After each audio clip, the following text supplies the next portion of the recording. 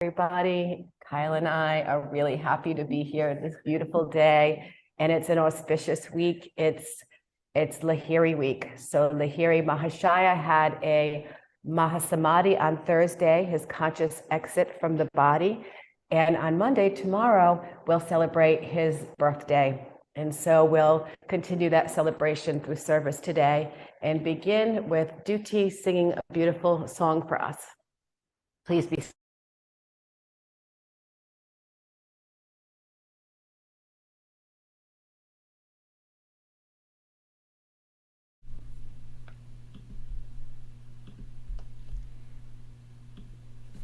Good morning, everyone. Okay.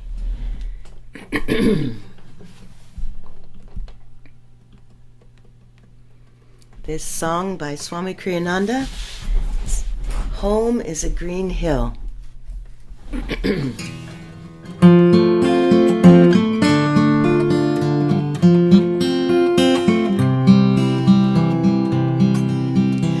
Home is a green hill, home is a wind, blowing betrayal far, far away. Home is an arch, heaven is near, home's the end of the fray. Home is my heart's land, home's where I am. Nothing can dim the light of my soul. Home is forever, home is today. Home's a heart that is whole.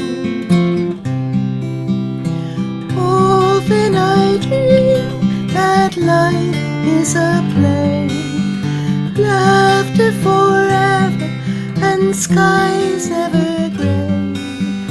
But when I'm silent, freed from all care, I discover my home's everywhere. Home is a green hill, home is a wind, blowing betrayal far, far away. Home is a knowledge, heaven is near, home's the end of the fray.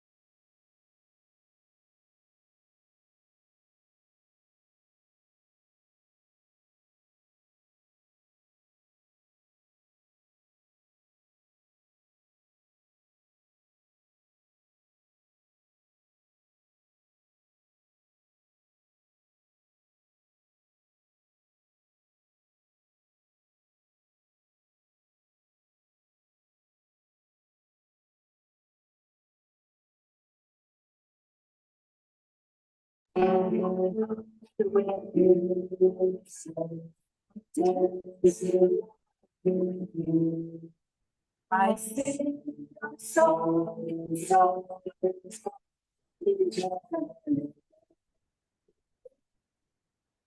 you feel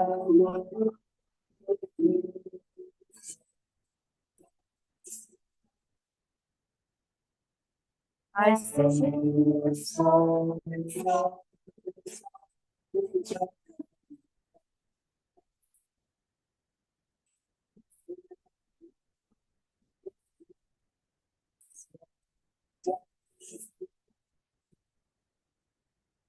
I sing a song.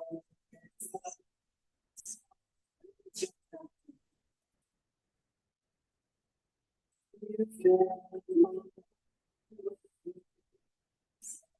I dance. I sing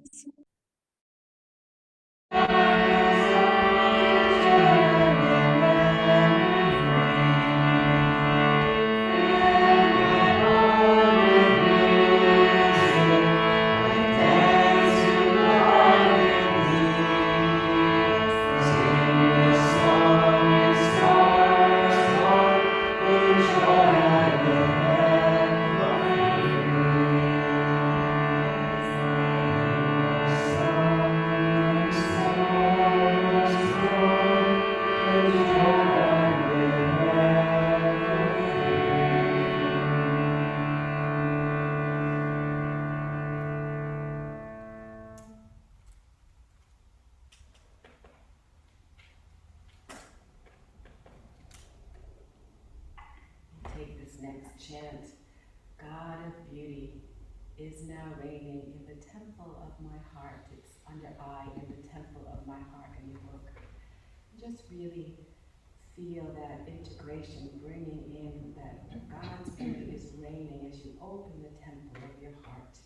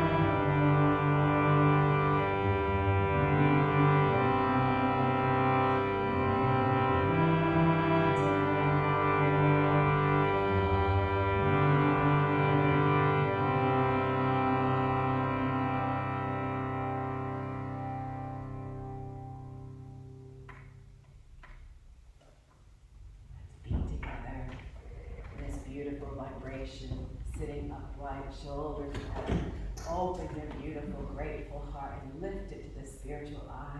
See with your true eyes, the eyes. Welcome the great masters of self-realization into your heart and mind as we meditate together in silence for 5 minutes.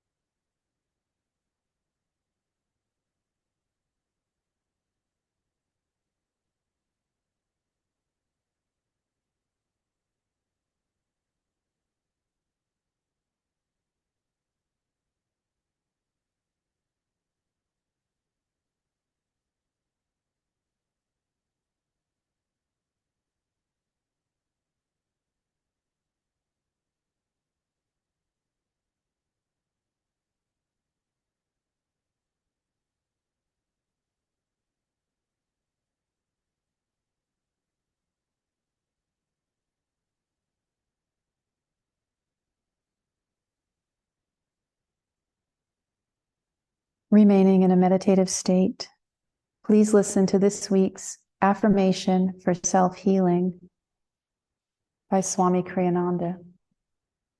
Self-confidence.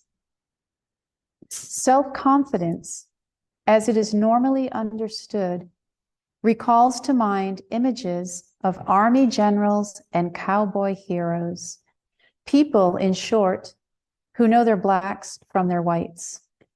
But life's alternatives are usually much more complex. Self-confidence on the spiritual path is of another order altogether. It means confidence in the inner self, not in the ego. It means living from within, living by truth rather than by opinions. It means living by what God wants, not by what man wants. Thus, it means living by faith in the sure knowledge that, although man is fallible, God is infallible. Please listen to the affirmation as I read it through once. I live in the assurance of God's truth within, in my inner self, and not in the opinions of others, lies true victory. Please repeat after me in a loud voice, awakening the conscious mind. I live in the assurance of God's truth within. Live in the assurance of God's truth within. In my inner self and not in the opinion of others. In my inner self and not in the opinion of others lies true victory. And now in a conversational tone. I live in the assurance of God's truth within. I live in the assurance of God's truth within. In my inner self and not in the opinion of others lies true victory. My inner self and not in the opinion of others lies true victory. And now in a whisper, bringing the affirmation into the subconscious mind. I live in the assurance of God's truth within. In my inner self and not in the opinions of others lies true victory.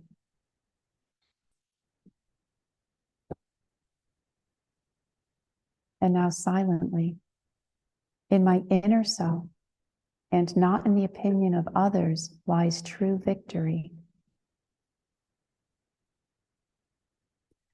And again silently, this time with deep concentration at the point between the eyebrows, bringing the affirmation into super conscious awareness. In my inner self and not in the opinion of others lies true victory. I live in the assurance of God's truth within. In my inner self and not in the opinions of others lies true victory. Prayer. What matter if people blame me? Of what importance is their applause?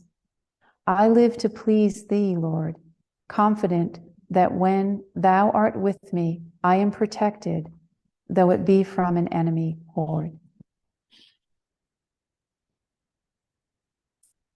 And now we'll have our reading from Rays of the One Light.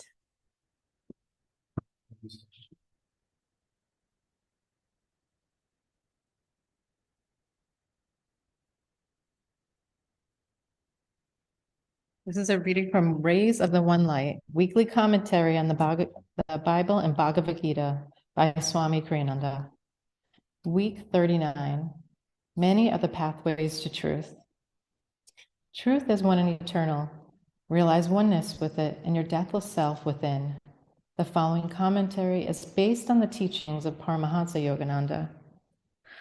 On the dedication page of Swami Kriyananda's book, The Path, appears the following account.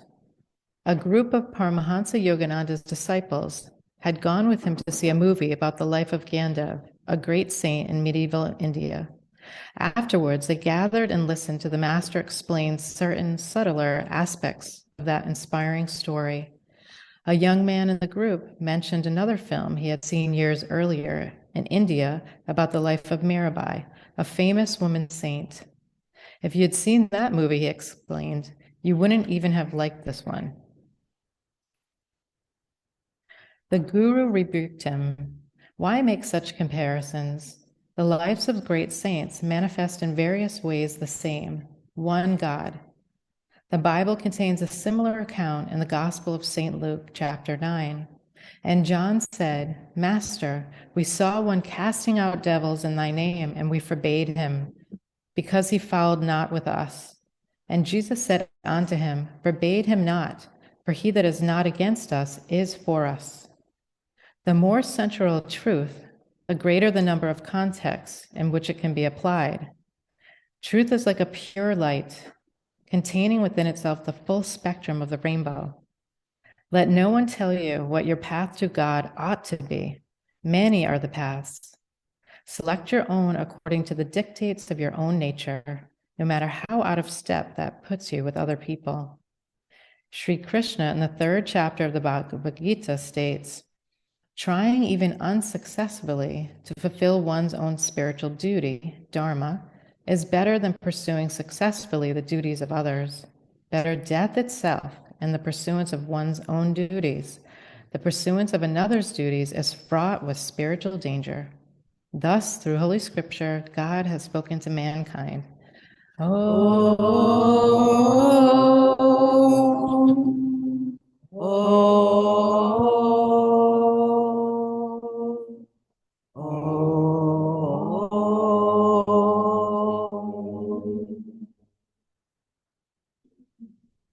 Many are the pathways to truth. We'll begin with our whispers reading.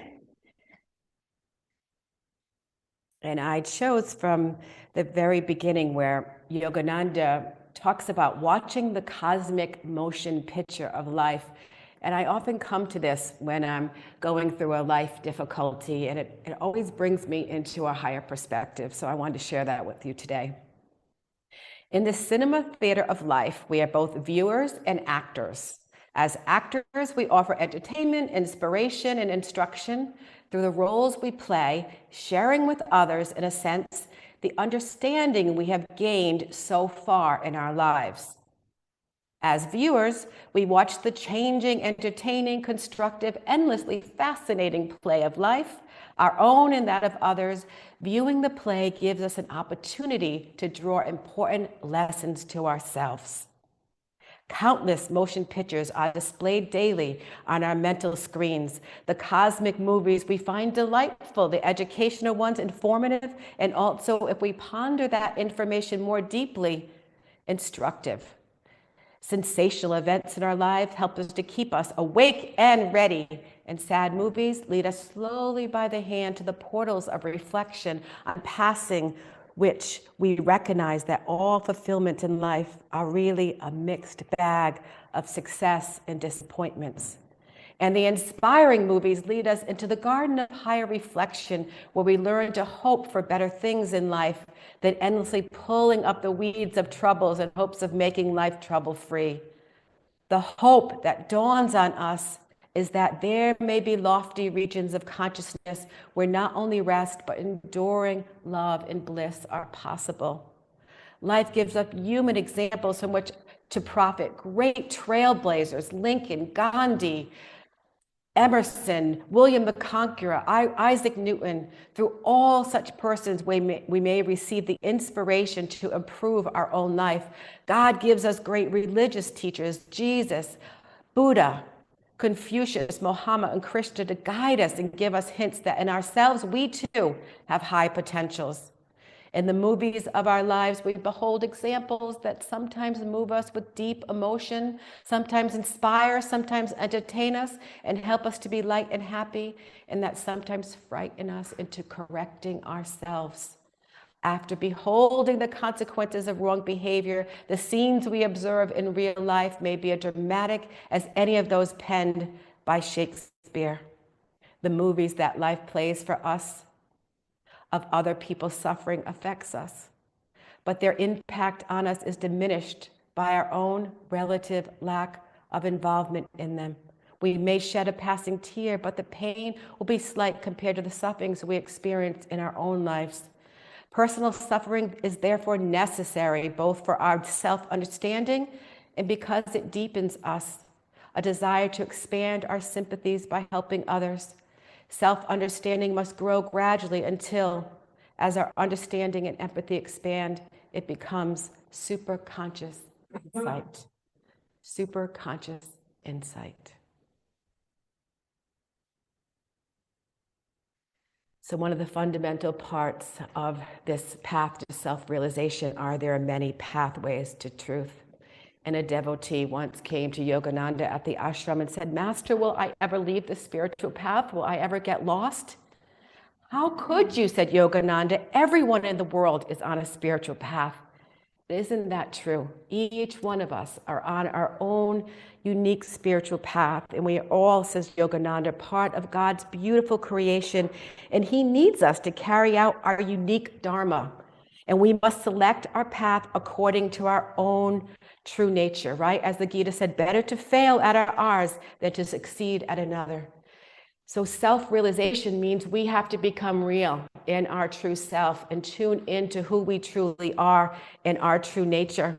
On my harmonium at home, it says, more dharma, less drama, right? And so today, as we explore Dharma, we really see it is about rising above the drama of the human experience, right? And we have to see beyond what seems like happening in this outer world, rise above it, expand out of it, see it from a higher place, welcome it into our hearts and mind, knowing it is our beloved, trying to awaken us, trying to help us grow and to know who we truly are.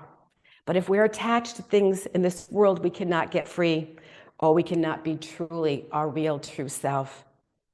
That self-realization, we must rise above the human realities and live our Dhamma, our life purpose. And ultimately, self-realization is that it is our highest duty, rising above. And so as we celebrate Lahiri Week this week, they called him the greatest master of modern times. And this, in the AY book club this week, we talked about the chapter, The Sacred Mother, Kashi Moni, which is Lahiri's wife and then became his disciple. And the first story, when Yogananda said, "Please share with me stories of your life with Lahiri Mahashaya," and she said, "The first one I must tell you, I woke up at night thinking I was in a dream and I saw Lahiri elevated and it was just elevating, and I saw him immersed with so many beautiful angels and saints, and I thought I was dreaming, and I woke and I said, what is happening in here? Oh my gosh, I bow to you. You're not my husband, you are my guru. I'm so sorry I didn't see you. I didn't see who you truly were." And Lahiri said, "I was working through your karma. I was mitigating it for you. I was helping you to let go of that veil so that you could see beyond that human reality and see beyond not your earthly husband and the father of your children, but someone who is born. My Dhamma was to come and to awaken, to be a householder and to awaken true thirsty souls." And she saw that and immediately said, "Let me be your disciple," and took Kriya initiation. And in the second story of her beautiful awakening process in marriage with Lahiri Mahashaya, she said, "I will confess a sin which I committed against my guru husband." Her ego got hold of her, and that inner voice started saying, all these disciples are here all the time. What about, I'm taking care of all the food and I'm taking care of the kids, and what about this family, and he's neglecting us, and that ego, right? It starts building up a case against the other. It's like that lawyer looking for all the negativity. And she said, I began feeling jealous and negative, and I was resenting people, all the disciples coming over and accusing. She really got immersed in her ego. And she came to him and, "What about your wife and children? You have financial responsibilities in this household." Boom, he disappears. And then a resounding voice from nowhere and everywhere said, "It's all nothing. Don't you see? How could a nothing like me produce riches for you?" I am here. He materialized in the air above. Woman, seek divine wealth. After acquiring inward treasure, you will find that the outward supply is always forthcoming. And this premonition was true. A very generous devotee decided that he wanted to help the whole family and finance the family so Lahiri could have loftier responsibilities. And so he financially supported the whole family for the rest of their life, so that it came true.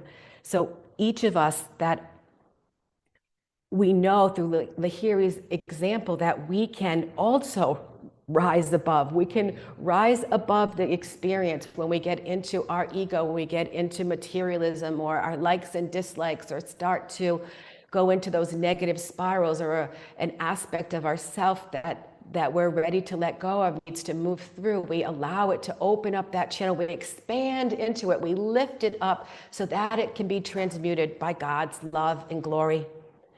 And so we must all rise above the human drama with all our preferences, ego tendencies, and karma. And as Lahiri always said, the answer to every problem is meditation. Should I do this? Meditate. Is this the best thing for me to do? Meditate. Should I be that friend with that person? Meditate. Whatever the question you have, the answer is always there. To go deeply, deeply inside. This inner path that we are being drawn to through this self-realization, through all the great gurus, is a path that helps us release our suffering. Suffering happens when our outer life gets too big. We're multitasking, we get pulled into all those responsibilities, and we forget. There becomes a deficit within ourselves, and our inner life becomes neglected. Rebalancing our inner and outer life is part of our Dharma. As they say, all the great yogis say, the spiritual path is 3 feet long, right? From the base chakra to the spiritual eye. The work is to be done in here. Allow the vrittis to move through. Keep opening up that channel, attuning with the truth and wisdom of our gurus and the truth seekers. So moving out of that suffering by bringing ourselves back through deep meditation with devotion, with, sometimes we can go through the practices, but if we really stop and feel and tune into our heart when we do our practices, whether we say Hong So, we really say that we are, I am spirit. It's such a detachment from this human experience. I am spirit. I can rise above anything that's challenging me in this human way. And the Hong and the Kriya breath is a way that so mimics the astral world. It's that feeling of being so interiorized in glory and sweetness and beauty and love and protection. And so we must rise above. This is Lahiri's message for us this week, to rise above all difficulties. In a Mahasamadhi, Lahiri was able to consciously leave his body.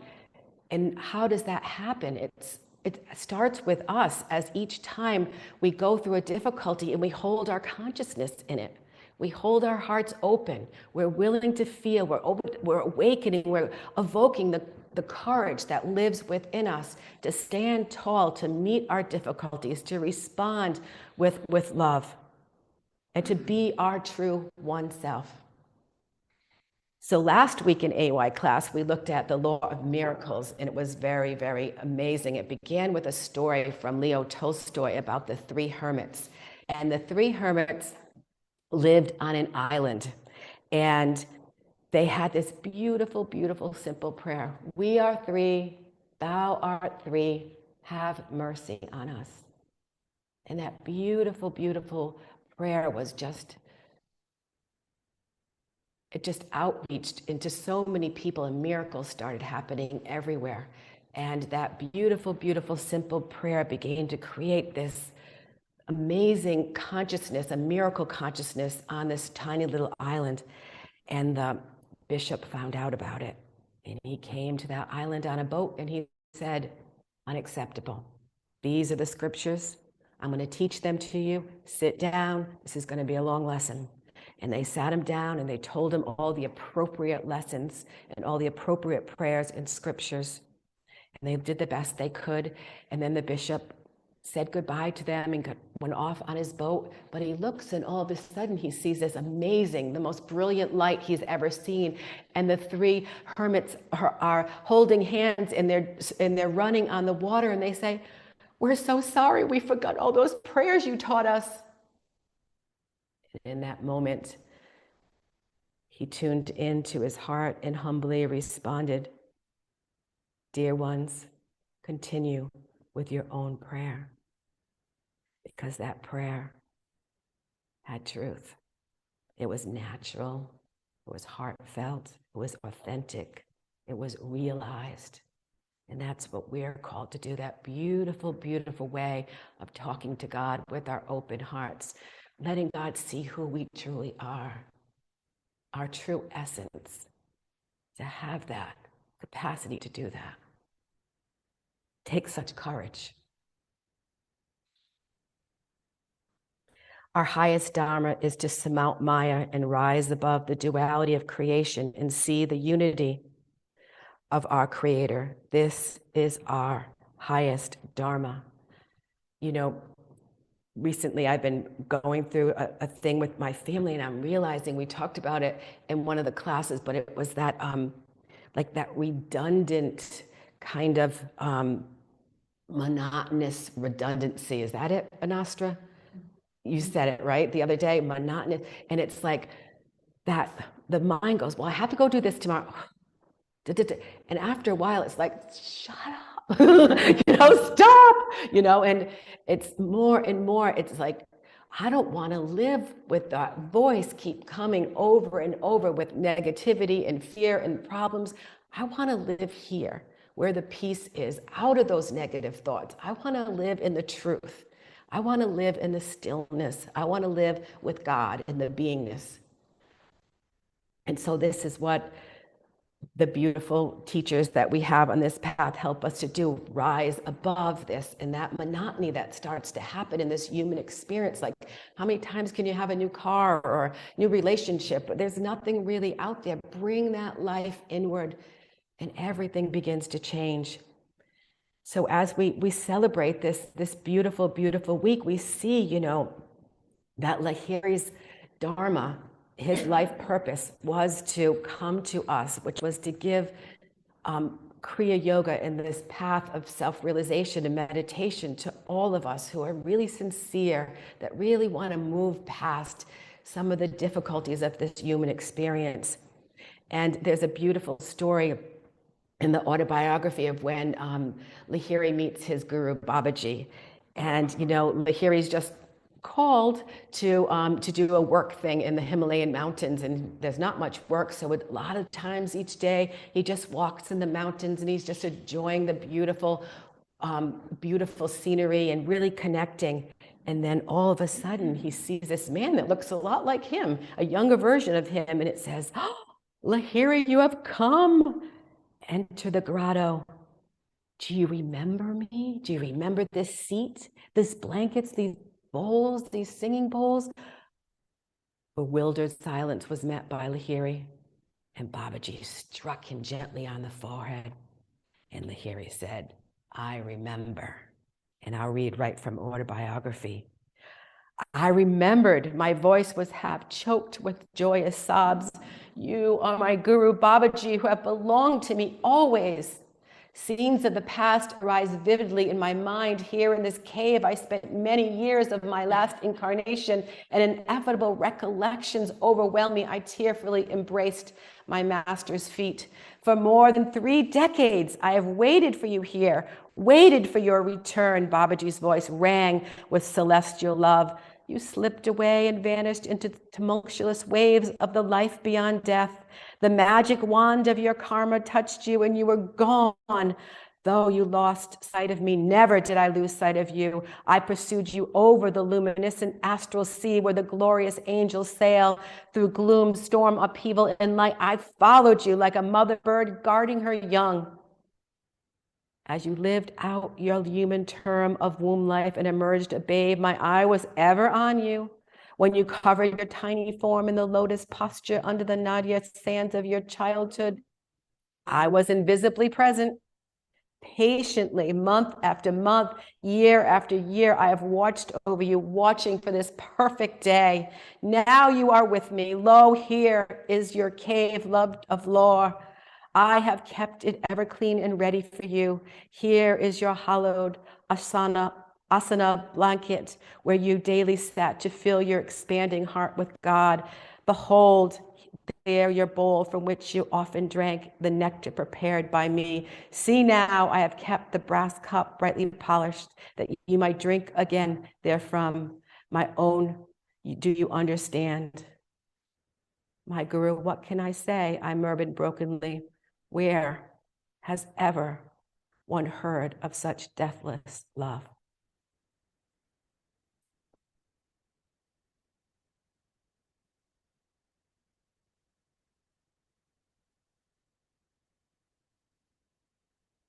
So recently, I've gone through a family difficulty. My sister-in-law was diagnosed with cancer, and my brother's just been brokenhearted, and it's been an incredible time of sadness and fear and all kinds of difficulties with familial, financial, health, all different kinds of things, and yet I just have such gratitude in my heart for being on this path. Because it reminds us, turn inward, relax and expand into emotions to integrate, deepen and longer meditation is the only answer. The only answer is to go inside and find that strength, that courage, to find that light so I can bring it forward. I had this beautiful experience where I was meditating and I was like, oh my gosh, I was feeling really overwhelmed at the time. And Lahiri just came right to my spiritual eye and he showed up for me. And he said, you know, these familial things, I will be here with you. I will be here. I will hold your hand and I will walk you through this experience. This is what comes to us when we're in difficulties, when we're on a path such as this one, a path of such love, of such kindness, of such care. And so he's always reminding me to rise above it, to just keep rise above it, to feel it, to be my true self, but to just keep moving into it and through it. Just as Babaji told Lahiri Mahashaya, your dharma is to be a householder, to answer the cries of many bewildered souls. Thank you, Lahiri. You are chosen to bring Kriya Yoga to earnest seekers, the millions who have tried to balance that family and worldly responsibilities. I pray to give Kriya to all true seekers, said Lahiri, everyone who is suffering. And Babaji said, be it so. And always remember, said Lahiri, that you belong to no one and no one belongs to you, and we are not our body. Someday you will have to leave this world, so make the acquaintance with God now. Meditate unceasingly that you might behold yourself in the infinite essence, free from any form of misery. And so this is the central message of this path. Many paths are the way to truth. And Lahiri said it so beautifully. He said, the greatest guru encouraged his students to adhere to the good traditional discipline of their own faith, stressing the all-inclusive nature of Kriya as a practical technique to liberation. Lahiri says, a Muslim should perform his worship prayer 4 times a day. 4 times a day. A Hindu shall sit in meditation. A Christian should get down on his knees 4 times a day, praying to God, and then reading the Bible, according to each man's tendencies, with wise discernment, his guided will follows into the path of yoga. Many paths lead you home. A bhakti of devotion, the jnana of wisdom, the raja, the complete yoga, the karma of action, whatever appeals to you, whatever is of your true nature. Attune yourself to the divine voice that has the answer to every dilemma in life. What a beautiful, shining example which changed the life of so many truth seekers. We thank you, Lahiri, for being born into this Dharma that you embraced of caring for us and showing us how to live in this world, rising above materialism and into spiritualism. And I'll just end with another beautiful gift that I received during this last few months of difficulty, but also just so many blessings. And Jyotish began his blog saying, I've started using a new visualization to deepen my communication with our great gurus. And I've begun, and it was like, oh, I read it, and I was like, oh, how beautiful. And then in the next meditation, it just started happening, where in my prayer, it was like, I opened my heart to Jesus, and I saw this beautiful golden cord go into my heart to Jesus's, and then to Babaji's, and then the golden ribbon expand to Lahiri's, and then to Sri Yukteswar's, and then to Yogananda Ji. And then all of our ribbons flowed up in this beautiful way to Divine Mother. We're all connected in that beauty, in that life. The golden cord unites us all.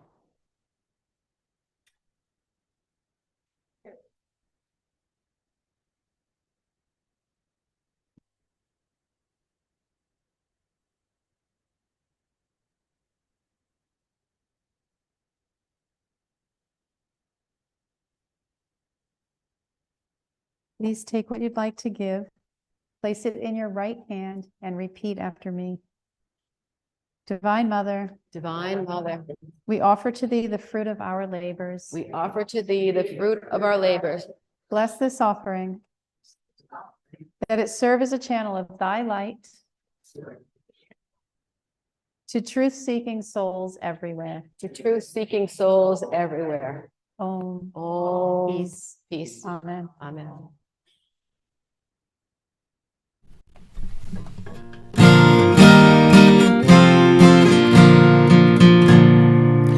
Walk like a man, even though you walk alone.